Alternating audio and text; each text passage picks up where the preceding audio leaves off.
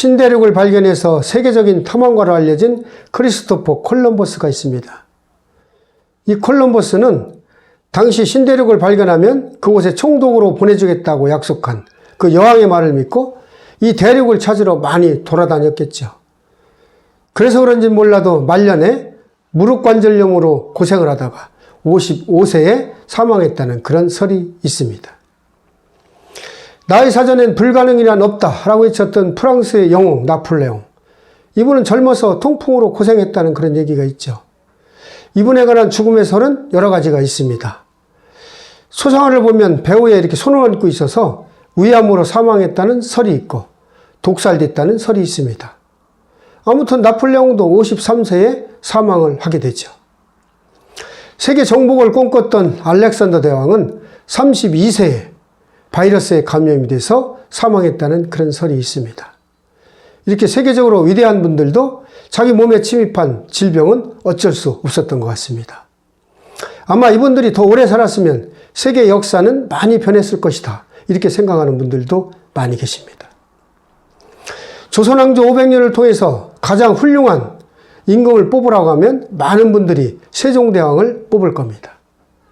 그러나 우리가 이렇게 훌륭하고 능력 있다고 인정하는 이런 세종대왕은 평생 동안을 거쳐서 많은 질환으로 시달리면서 생활했다는 그런 기록을 가지고 있습니다.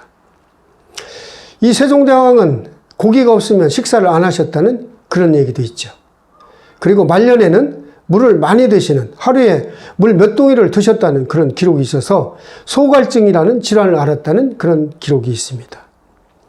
그런 것들을 보면 현대의학적으로 해석을 했을 때 세종대왕이 당뇨병을 앓은 게 아닌가 이렇게 판단하는 분들도 계시죠. 당뇨병의 증상이 많이 먹기, 물 많이 마시기 이런 것들이 있잖아요.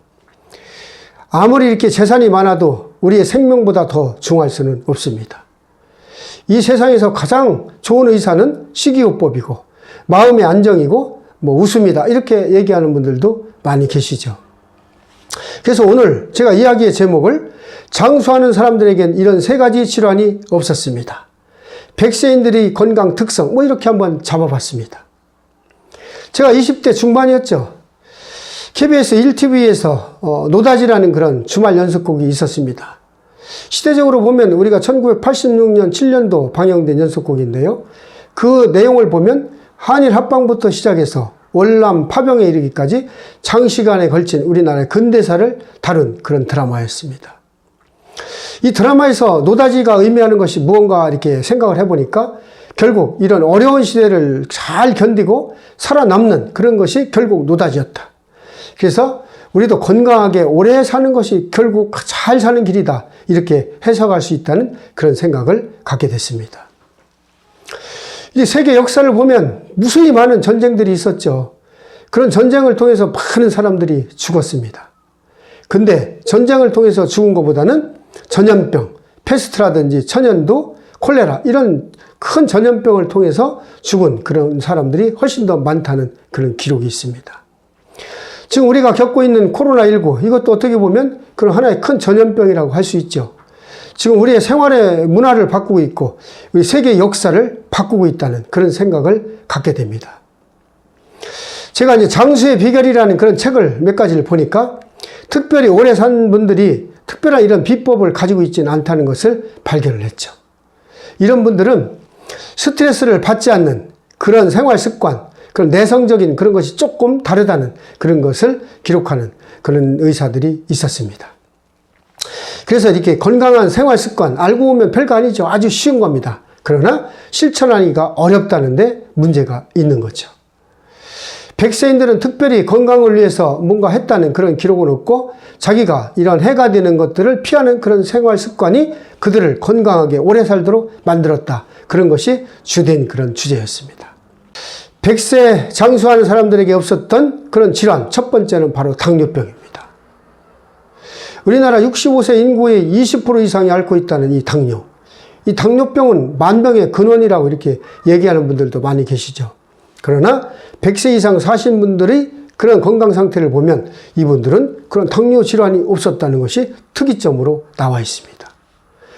당뇨에 걸리지 않으려면 적게 먹고 많이 움직이라고 하는데 이제 현대인들한테는 굉장히 이게 좀 어려운 일이죠. 그러나 이것을 행해야만이 당뇨병에 걸리지 않을 수 있습니다.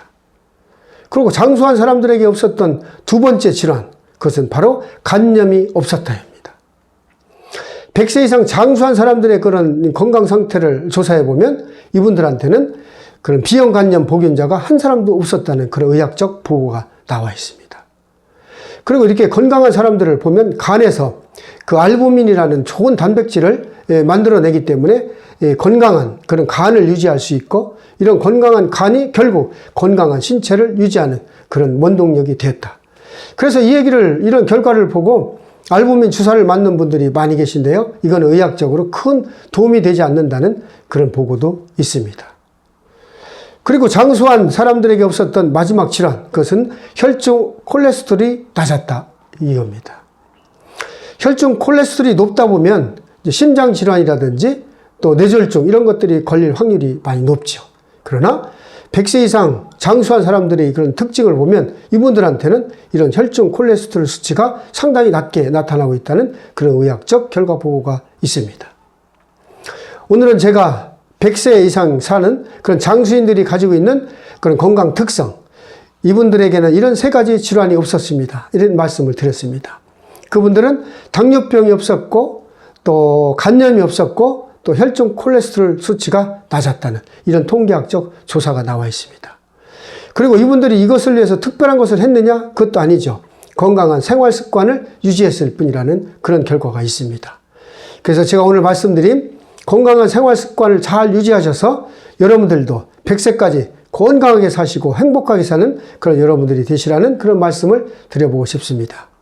오늘도 저희 희망 아고라를 찾아주셔서 감사드리고 앞으로 더 좋은 내용을 가지고 찾아뵙도록 하겠습니다. 고맙습니다.